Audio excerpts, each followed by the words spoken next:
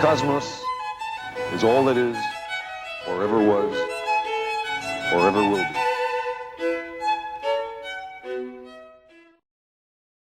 Dinosaurs and humans never lived at the same time.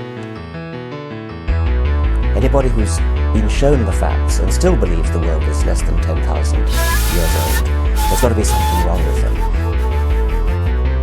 I'm telling you this because you don't get it.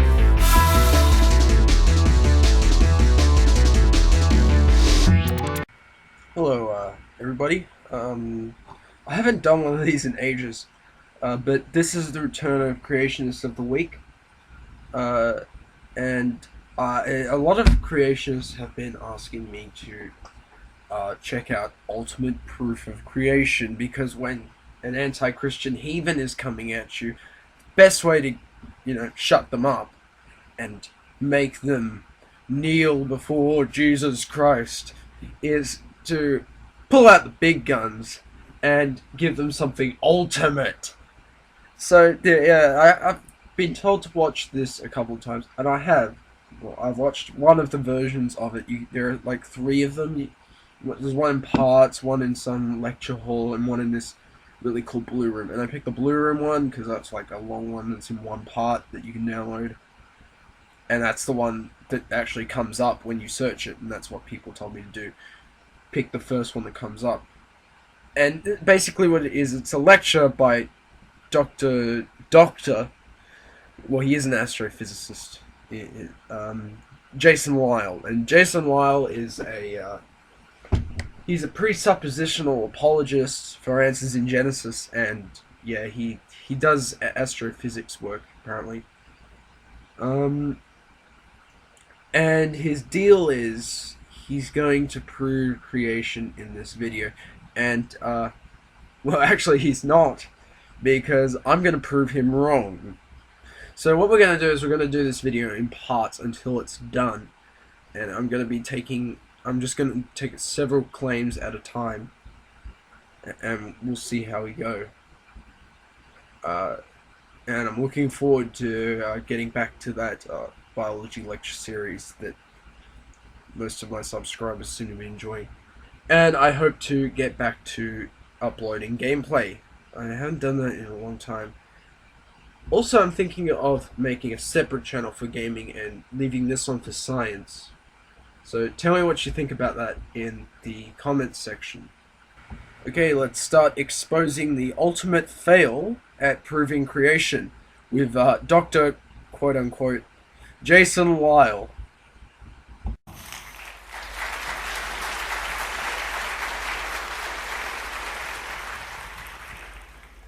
All right, well, just a privilege to be with you this evening. I'm happy to be back and talk about the ultimate proof of creation. This is one of my favorites to give. When we're out there witnessing, we want people to come to saving faith in Jesus Christ. That's why we do what we do. Witnessing, we want people to come to saving faith in Jesus Christ. That's why we do what we do.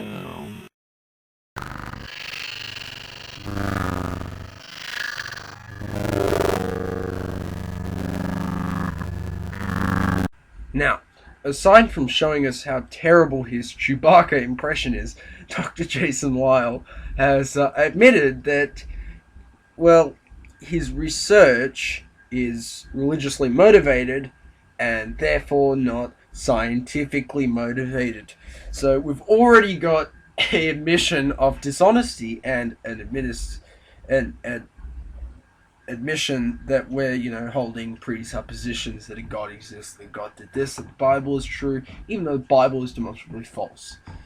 The man has already put himself in a hole of shit. Let's see what else he has to say, even though he's already lost all credibility.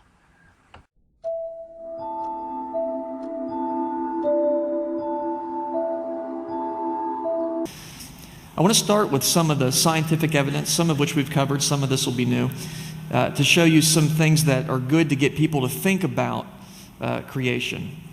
For example, laws of information. we're going to skip this part because I've already dealt with this at least once. Basically, he makes the argument that genes can't gain information, and I mean, it's clear that they do anyway, because we've seen gene duplication, all the other kinds of ways you can add a genetic canvas, so to speak, to the genome, and then mutation just changes that into some new gene. Assuming that it's information anyway, which it's not, it's just a string of chemicals that has a natural origin. But I mean, if you have to go on this analogy that people use to make sense of genetics, then even then it's fine. There's no problem.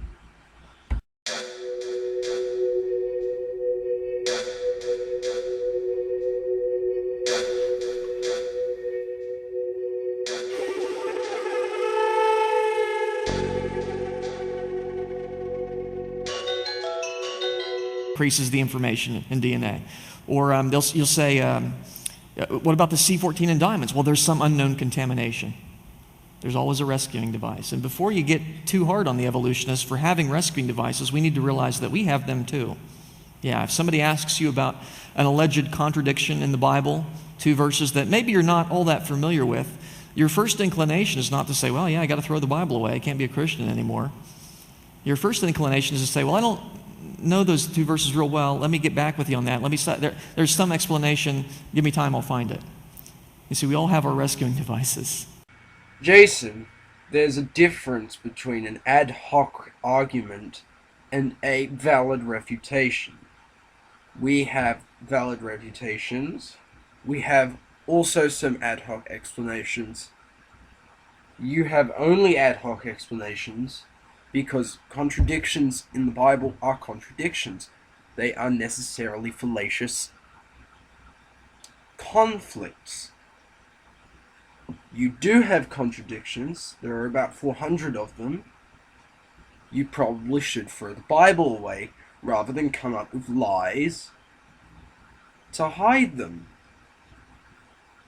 Just be a nice astrophysicist who wants to help out the world. Don't lie to poor people who are watching your lecture. You make me fucking sick when you do it. That's not the issue. The issue is... The issue is that you are lying to people, Jason. That is the issue. You don't knock that out by saying that's not the issue. The fact that we all have the same evidence, but we interpret it according to our respective worldviews. I don't really blame my secular colleague for inventing an Oort cloud. That's consistent with his belief that the solar system is billions of years old and his observation that there are comets. And then he looks and he says, well, yep, Oort cloud. I start from, creation, God's word is truth. I look at see comets. I say, yep, solar system's young. Makes sense. We have the same evidence. We have different interpretations because of our different worldviews. We all have the same facts. People tend to think of the creation versus evolution debate as who has more facts. Well, we all have the same facts. We have access to the same fossils, the same DNA patterns, access to the same stars and galaxies. We do science pretty much the same way, really. I do physics and chemistry pretty much the same way as my secular colleagues and so on. What we have different is our starting point, which you can think of like mental glasses. And of course, you put on glasses, it's going to affect the way you see things. A lot of you wear prescription lenses. I like to think of the Bible like prescription lenses designed just for you. You put those on, the world snaps into focus, you see things as they are. Because the Bible's the correct view of history, so it's like corrective lenses. I like to think of evolution like red glasses.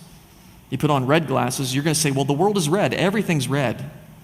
No, it really isn't, but that's what you're going to think because you got those glasses on. That's going to affect your way of thinking. This is a very common argument by creationists. When you back them into a corner and you've proven evolution, or you've proven it to the point where they don't have any arguments left, what they'll do is they'll say, oh no, that's just your interpretation. And when you say, no, it's not, they'll say, yes, we all have the same facts. You're just interpreting it differently than me. I'm sorry. There is an objective truth. We found it. You're putting on fable presupposition. I'm not. I'm making 3 fundamental assumptions about the universe that you are, that makes science possible. I stop. You put the Bible on top of all that. I don't have any presuppositions that you don't, except for the Bible. Except for Jesus taking me to heaven. It's just a game that they play, so that when you prove evolution, they can just jump down the escape hatch, and you haven't gotten anywhere. They can't, and I'll show you. They can't explain ERVs. They can't explain the layering of fossils properly. They can't explain radiometric dating. They can say it's flawed, but it's not. They can't. There's a lot of things that creationists can't explain. And if we were just interpreting the evidence differently, then they probably could explain it. But the bigger fact is, they've got a presupposition that I don't. And I don't have any besides the 3 fundamental assumptions. The universe exists, you can learn about it, and good theories are better than bad ones. Okay, this is the end of this part. I'm doing the whole lecture, except for small parts I'm skipping because I'm either not, qualified to deal with those claims, though I will probably be able to provide a source in the description for how to refute them. And I'll make sure to refute the rest of the video in other parts. So watch out for the next episodes, and also watch out for my upcoming gaming videos and part 2 of the cladistics lecture that I'm doing. Thanks for watching.